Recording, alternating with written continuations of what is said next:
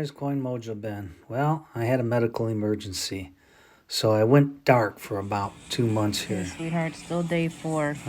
This is me. Just want you to in know a couple days after that you're the rocking to some tunes OR. here. My lovely wife standing by my You get really side, irritated playing when you music put for some me, chapstick trying on those to lips. Because your keep lips my mind are very working, chapped. keep that neural I hope you're connection enjoying going.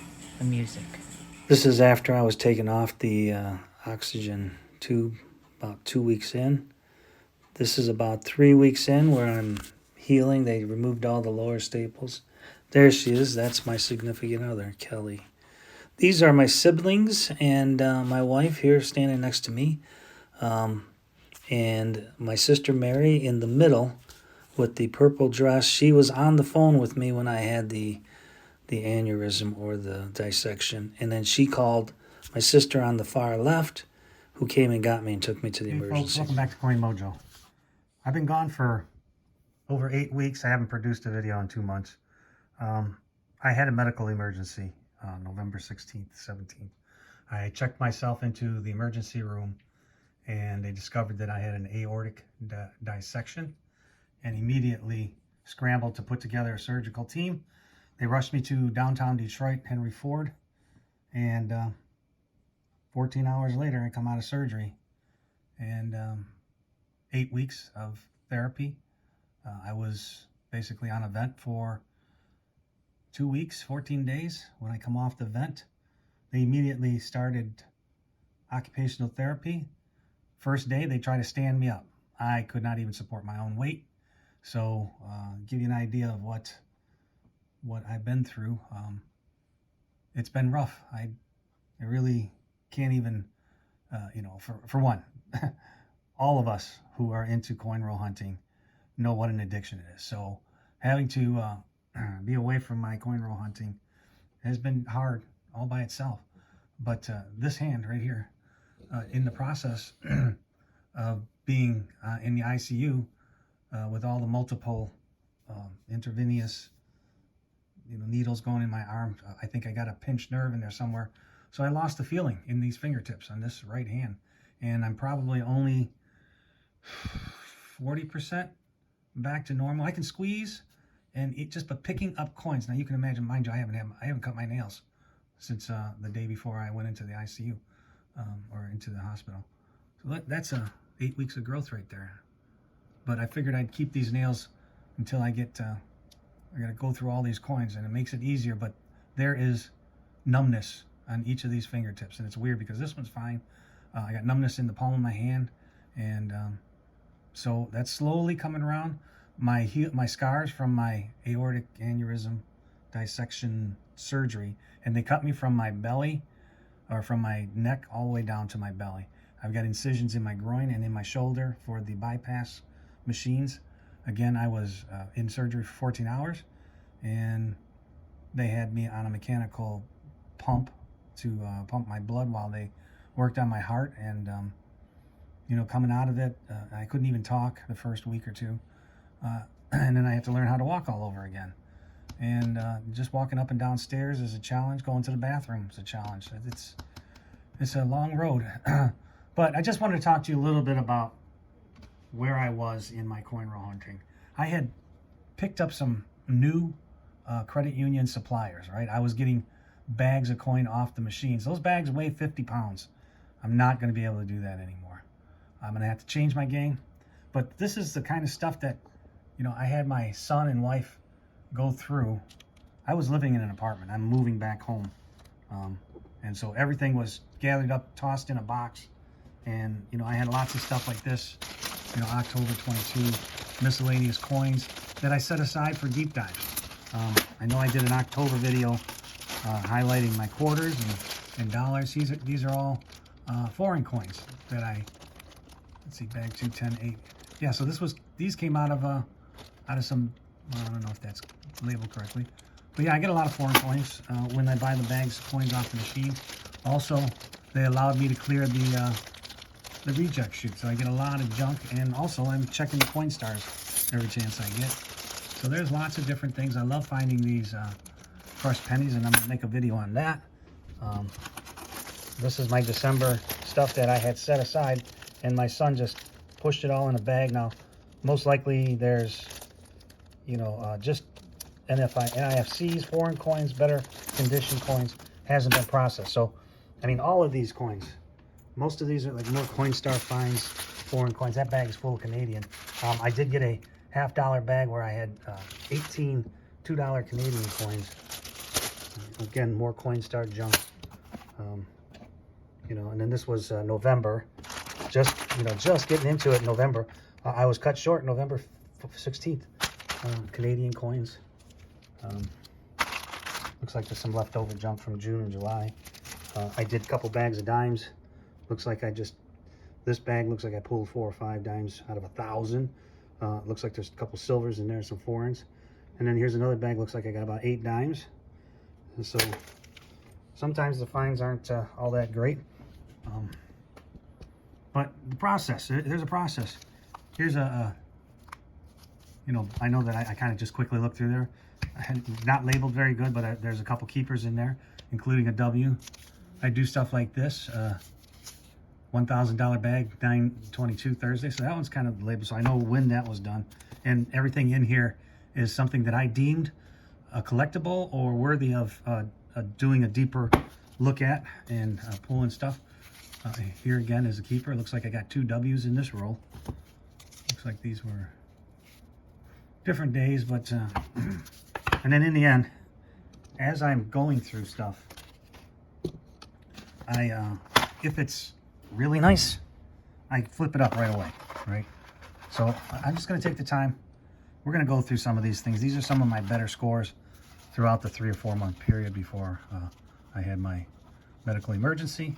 So here's a 2011 San Francisco minted dime, a 2005 S minted West Virginia quarter.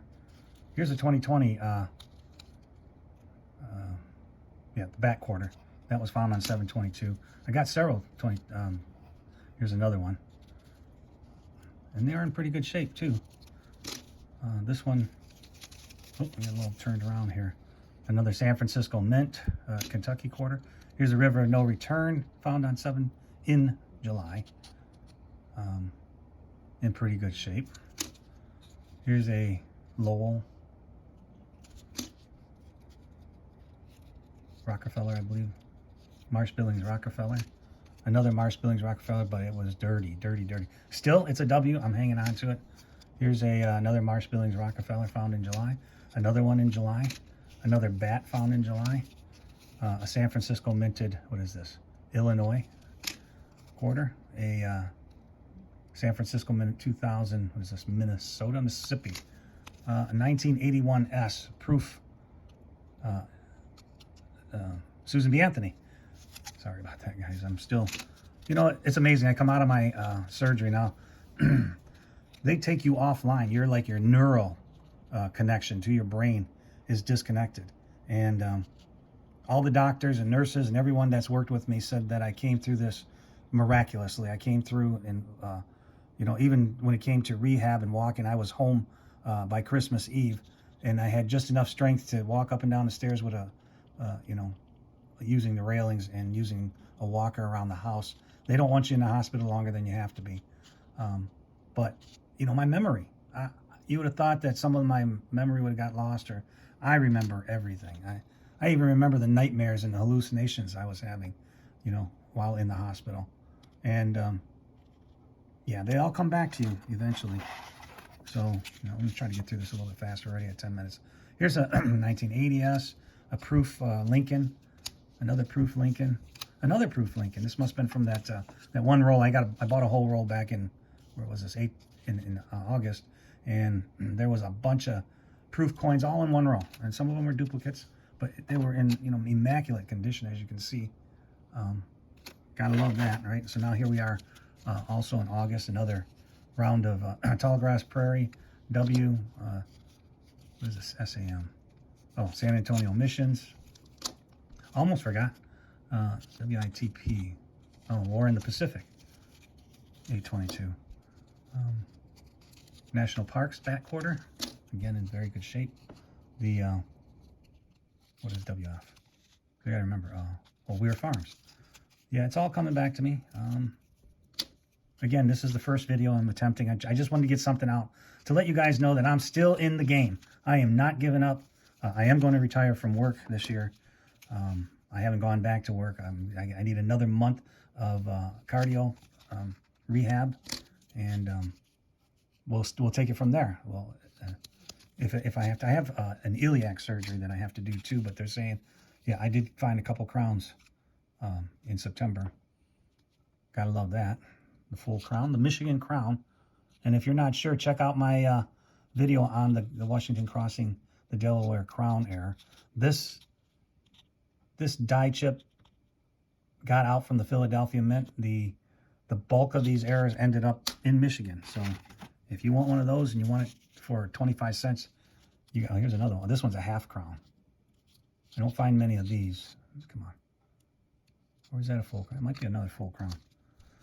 All right, San Francisco minted Arkansas quarter, West Virginia, North Carolina, 2016 South Carolina. Here we got some more Marsh Billing Rockefeller, MBR. I don't even, I put these, I go through so much coin that I don't even realize how much stuff I've found.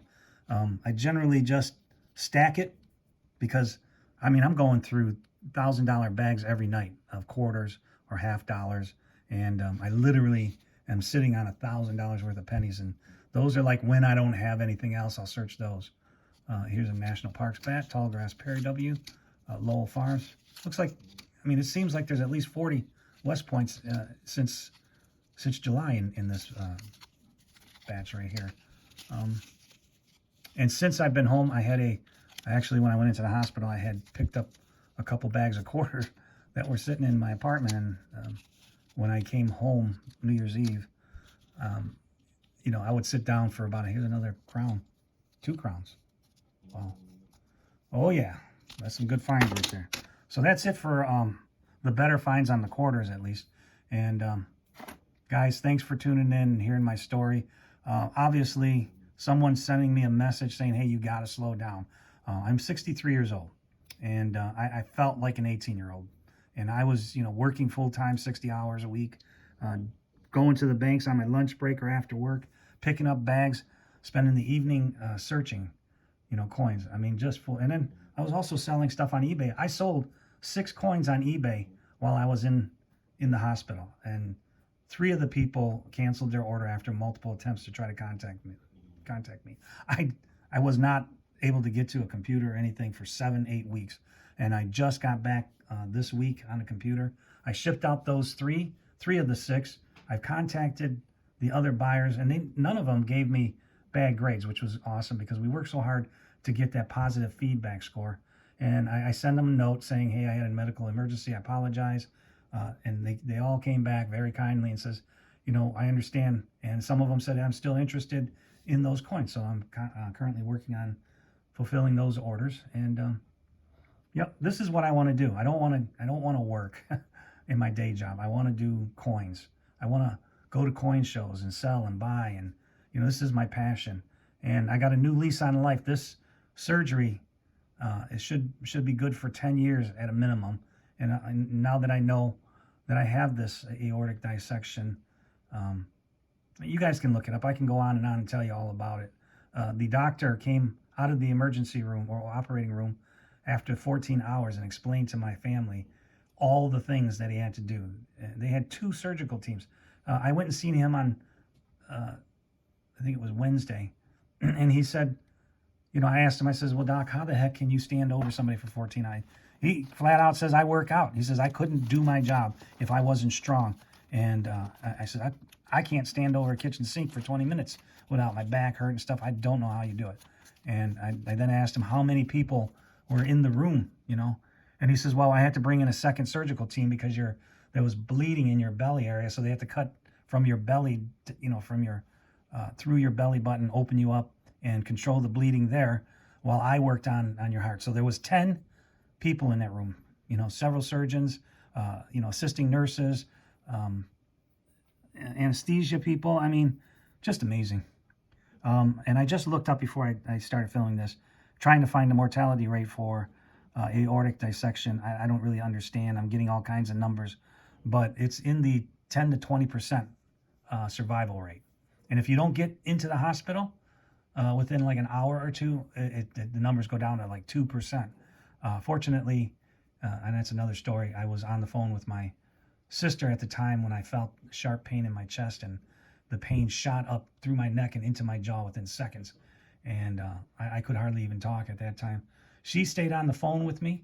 I have several siblings, so she three-way called the sibling that lived nearby and had her come and get me. And she took me to the ER, and they spent like an hour taking images and stuff of my heart, and they decided that I needed emergency surgery, and they transferred me to another facility downtown. And the rest is history. I'm here to talk about it. Might need to pull some tissues. I got very emotional. I do when I think back and talk about it. It's hard to talk about. I'm just glad to be back. I feel like there was a divine intervention. I wasn't ready to go. I wasn't, they weren't calling me home just yet. But I got a wake-up call for sure. Anyway, thanks for tuning in. I'm going to start putting together some good stuff. Thanks for listening and understanding, and for being a subscriber to my channel. I want to continue to build and do this hobby. I love this hobby. My skin's been crawling. I've been itching to get back into it. So I'm going to start by cleaning up this mess here and getting this all organized.